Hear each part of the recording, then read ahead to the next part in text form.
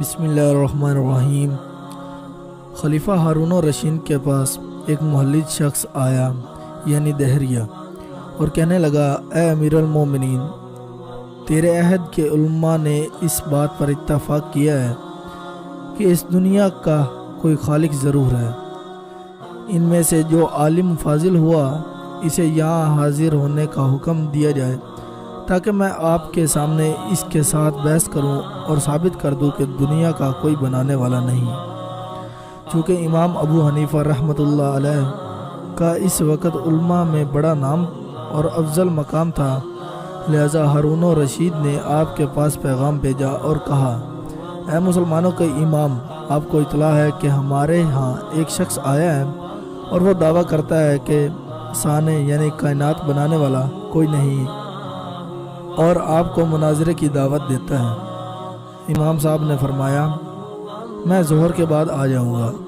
خلیفہ کا پیغام بر آیا، جو کچھ امام صاحب نے فرمایا اس کے اطلاع دے دی۔ خلیفہ نے دوبارہ پیغام بھیجا۔ امام ابو حنیفہ رحمۃ اللہ علیہ اٹھے اور خلیفہ کے پاس آئے۔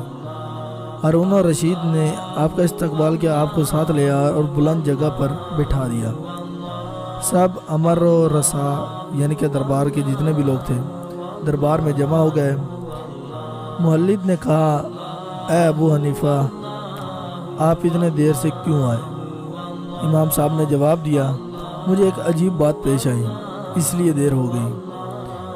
ہوا یہ کہ میرا گھر دریا دجلہ کے اس پار ہے۔ میں اپنے گھر سے نکلا اور دجلہ کنارے آیا تاکہ اسے عبور کروں۔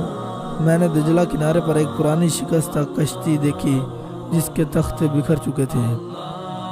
جو ہی میری نگاہ اس پر پڑی، تختوں میں اضطراب پیدا ہوا، انہوں نے حرکت کی اور خود اکٹھے ہو گئے، ایک دوسرے حصے سے جڑ گئے۔ بغیر کسی بڑھئی کے سالم کشتی خود بخود تیار ہو گئی۔ میں اس کشتی میں بیٹھا اور بغیر کسی ملا کے دریا کے دوسرے کنارے آ گیا۔ مولد نے کہا، اے رسائے دربار، جو کچھ تمہارا امام منہ پیشوا اور تمہارے عہد کا افضل انسان کہہ رہا ہے، اے سنو کہ تم نے ایسی جھوٹی بات کبھی سنی ہے؟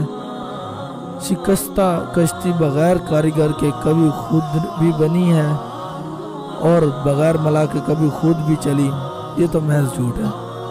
امام صاحب نے فرمایا، اے کافر مطلق، اگر کسی بڑھئی یا کاریگر کے بغیر کشتی خود نہیں بن سکتی تو یہ کیسے ممکن ہے کہ ایک عظیم کائنات خود بخود وجود میں آ جائے؟